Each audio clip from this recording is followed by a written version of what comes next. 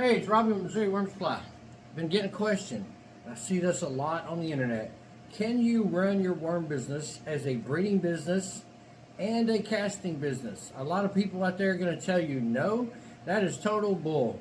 Stick around and let me show you how you can do both of them at the same time.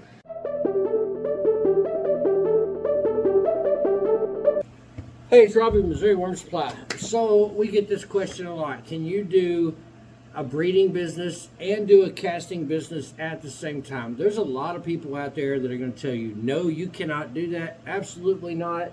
They're full of it. I mean, we're living proof. We do both. There are some stipulations. If you are, well, let's start at the beginning. If you're into breeding worms and you're selling worms, and that's what your market is, your castings are they're a byproduct, and you can sell those castings.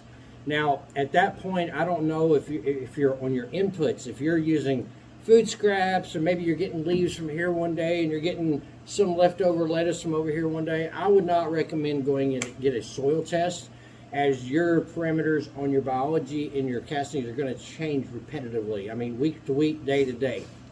Now, like us, we running pretty much the exact same compost.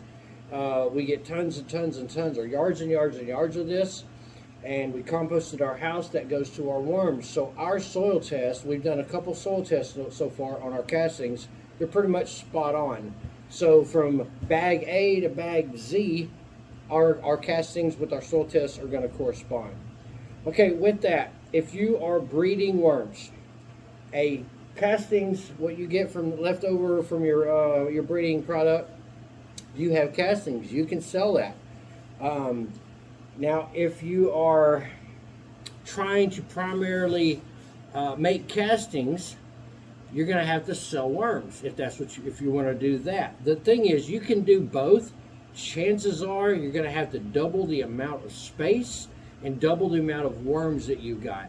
If you're going to stay small, like in your garage or maybe like a 2,000 square foot building, you can easily do both of these. You breed your worms, what you have left over are your castings. You package those up, you sell them to market, you sell them online, or what have you.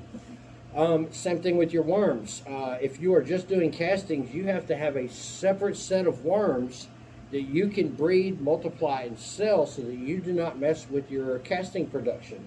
So you can do both. Granted, it's going to take twice the amount of worms, or again, if you're a small business, 2,000 square foot or below, it's just what we've seen, you're going to have leftover, or your byproduct's going to be castings. I would not try to sell these castings to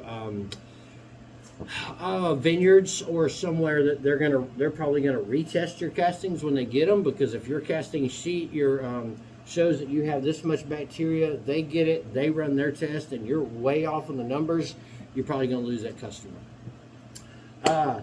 And another reason I say you can sell, anybody can sell castings. If you're just breeding worms, you can sell castings. Put them online. Give you a good example, people buy anything. You could probably find a petrified dog turd on eBay and people will buy it. So yeah, you can sell anything. You just got to get it out there and market. But the bottom line is, yes, you can get into this business and sell castings and sell worms. Like I said, if you're staying small, it's easy. Now, the bigger you get, it's going to be more complicated because you're going to have twice the work.